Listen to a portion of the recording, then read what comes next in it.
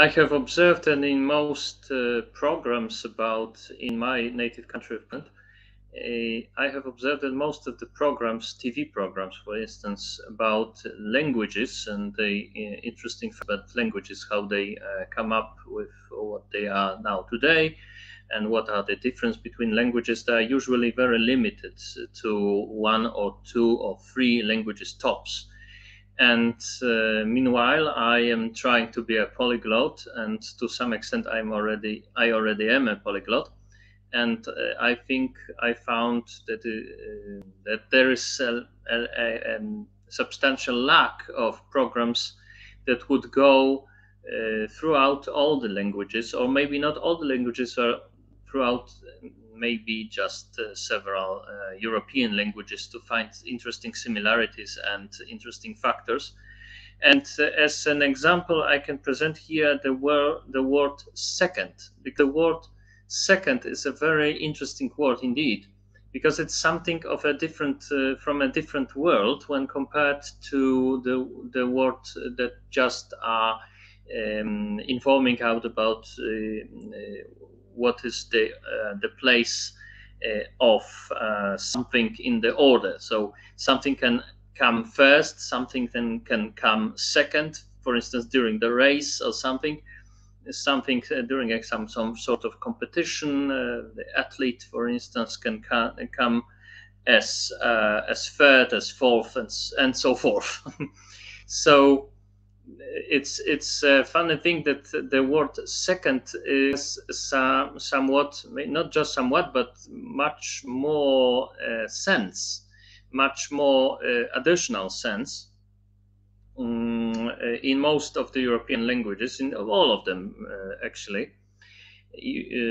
Then the word, the other adjectives that inform us about the order of things. So, for instance, the word second in some of languages can also means to some extent additional, or something that could help you, and or something that also, sometimes we can also find out that the semantics between the word that means other and that means second can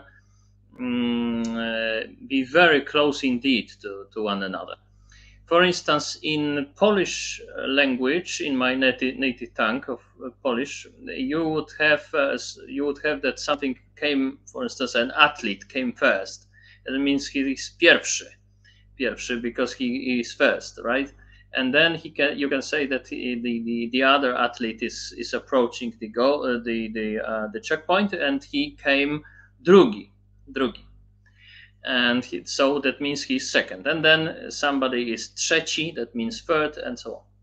But in Russian language, this drugi is similar to Russian language. The word in Russian language means the other, drugoi. Drugoi means the other, not second, but the other. And for instance, when you say to a Polish person "dzięki drugich ludzi," the Polish person would think that it means that there was a sentence about a phrase about the money of the second group of people. And no, it was about the money of the others, the money of other group of people. Yeah. So drugi in Polish means second, drugoj in Russian means the other. The word for second in Russian language is wtoroj. And because of that, Catherine the Great, Catherine the Second, is in Russian language Yekaterina Wtoraya, and not Yekaterina Drugaya, because it would mean the other Catherine. That would make no sense whatsoever. In Polish language, the word for the other is inny, and the word for the second is drugi. In Russian, drugoj is for the other, and wtoroj is for second. But when you take Germanic languages, you would have even more funny situations, because for instance, in German, you would have the something is first, that means the als erste, zum Beispiel, yeah? Something is das erste, and then you will have something das zweite, and das dritte, and so forth. But and the same you would have in Netherlands, in the Dutch language. You would have de eerste, de tweede, de dritte, and so on. But in Swedish language, you would have the första, the andra, and so on, right? So you would have andra for second. Second World War, for instance, in Swedish, it's andra världskriget. When you cite this, when you would tell it to a German, the German would instinctively think about the other war, not second war, but the other war, because in German the other means andere, and in Swedish andra it's second. The other in Swedish is annat. So the other war would be ett annat krig, and the second word is andra krig. Yeah. So we have the same going here and there, the same going, the same semantic change between word second and the word other, from Swedish to German and Dutch, and from Russian to from Polish to Russian. So this funny switches, this funny wandering of semantic wandering between the word second and the word other happens both in Slavic and Germanic languages. And it's something very funny, because it implies that the word second also means something like a xenoi, something different, something strange, and there's much more emotional meaning to the word second than to the word first or third or fourth or fifth and so on. And in the languages which are Romance languages, or they're just under the huge influence of the Latin, that would include English, because English is really a mixture of Germanic and Latinized words, or Latinized or Latin words, or French words, and French being the Romance languages is also very much influenced by the Latin. So it's also a funny thing, because second means something which is close to secondary, secondaire. That would mean something that you have some sort of help in this word, some sort of assistance. You would have something is secondary, something is like to make the better result, something is like an apoyo. So something is that would apoyo in Spanish. You would have some sort of help. This word would also have some semantic changes and semantic familiarity with the word help, or the word additional, or the word auxiliary, and so on and so on. So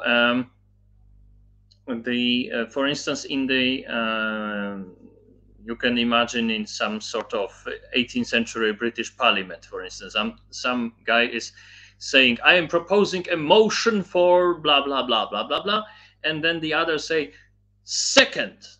That means I am second, or that means I am for. Second. And this is very funny, because it shows us this double nature of the word second, as being something that is also can mean, as in Germanic and Slavic languages, that can mean the other, or something that is close to the word the other. But now it's in the languages that have more in common with Latin, also suggests something auxiliary, something some sort of help for the first one. So second, it means that I am for, or I am, but it could as easily be translated as that I am the second one who is for. I am the second one who is for, or just I am for. Yeah, I propose this motion, and the other guy says, second. Yeah. I am for, or I am the other guy who is for, or I am the second guy who is for. That it's a funny semantic ambiguity here. Ambiguity. So,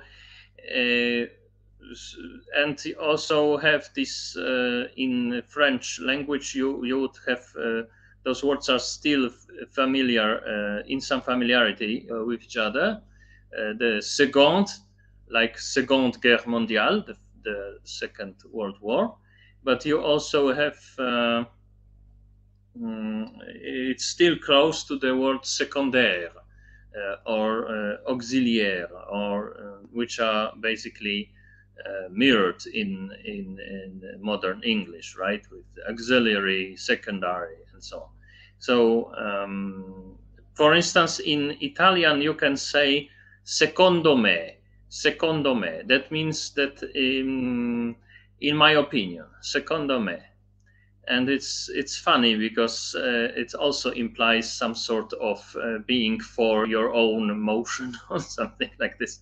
So we see that the word, no matter if we take Romance languages, or we could take the example of Slavic languages or Germanic languages, we have this ambiguity about the word second, and this is the only word that we use to putting some things in order, as first, second, third, fourth, and fifth, and so on, that have this additional civilization-making meaning. And I think it's maybe I just thought that it would be interesting to say a few words about this magnificent word second, or other, annat, andra, and so on. Drugi, второй.